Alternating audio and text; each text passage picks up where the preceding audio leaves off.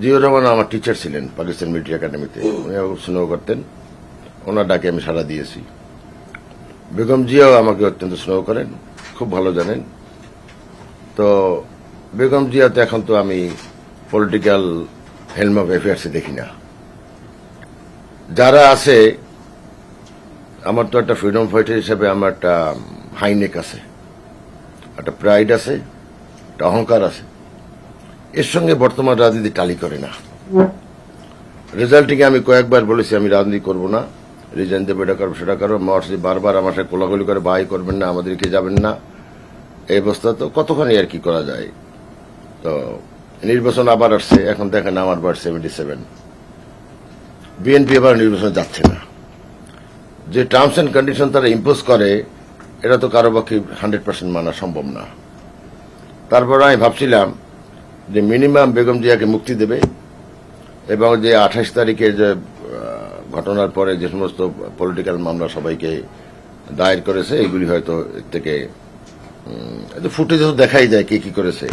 আমরা যারা স্টেজে ছিলাম তারা তো কোনো অপরাধ করিনি বা করতে পারিও না, তো এদেরকে কমসে কম মামলা থেকে বাদ দিবে।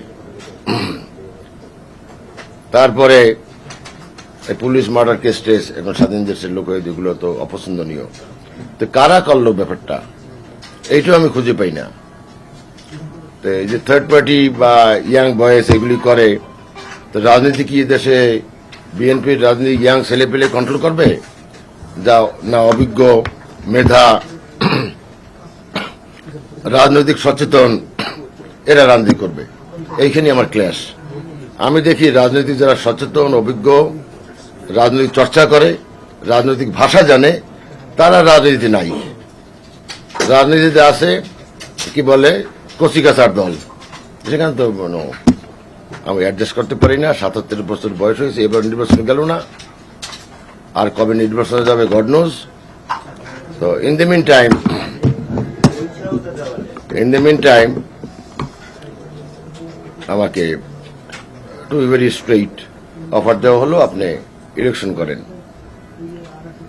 তো আমি বললাম যে কিভাবে ইলেকশন করব, আমার দল তো করে না। বলে যে আপনি নিরপেক্ষ নির্বাচন করেন। নিরপেক্ষ নির্বাচন কিন্তু কোনো পক্ষই না, কারণ আমার কনস্টিটুয়েন্সিতে আনি পর্যন্ত 10 আনি, সে 60% বিএনপি, 40% আওয়ামী লীগ। তা আমি যদি নিরপেক্ষ যাই, 40% আওয়ামী লীগ তো আমার একটা ভোট দেবে না। আর আমার যে 60% আছে, তারা তো বলবে যে এই লোক দল ছাড়া নিরপেক্ষভাবে আসছে, তারাও ডিজার্ভ করবে আমার কাছে। তো আই বি লেফট উইথ 25%, 30%। এটা সম্ভব না। I am nothing doing. Ziaur Rahman রাজনীতি করেছি, he was a very good man,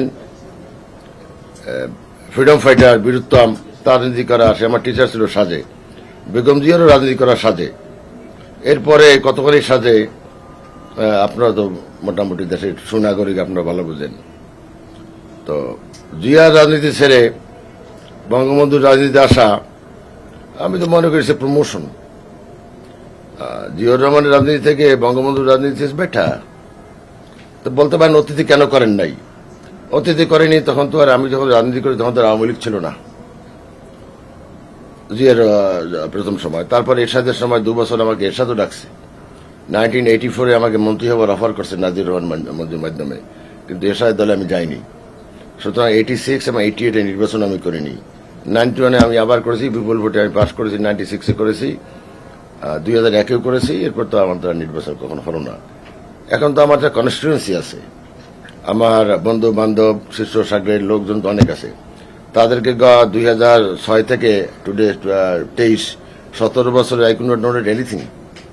এরা বিভিন্ন মামলা হামলা জর্জরিত, এটা সেটা বিভিন্নভাবে অপোজিশন তারা ডিপ্রাইভড। তারা তো ডিপ্রাইভড হয়েছে আমার কারণে, বিকজ আমি তাদেরকে ধরে রাখছি। এখন এদেরকে আমি কি বুঝ দেব? তা ভাবলাম যে অন্তত কনস্টিটুয়েন্সির স্বার্থে,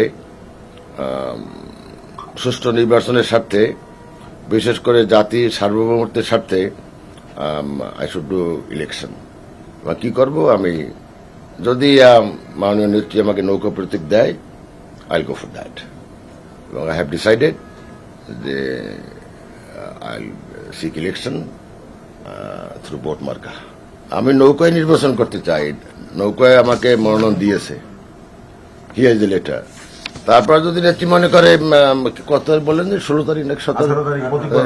সে মনে করতে পারে ইফ আই মানসুইট সে মে ডু দ্যাট, সমস্যা কি? তখন আপনি প্রার্থিতা প্রত্যাহার করবেন? আরে আমি তো নিউট্রাল করবো না, আর বিএনপি তো করতেছে না, আই হ্যাভ নো অপশন।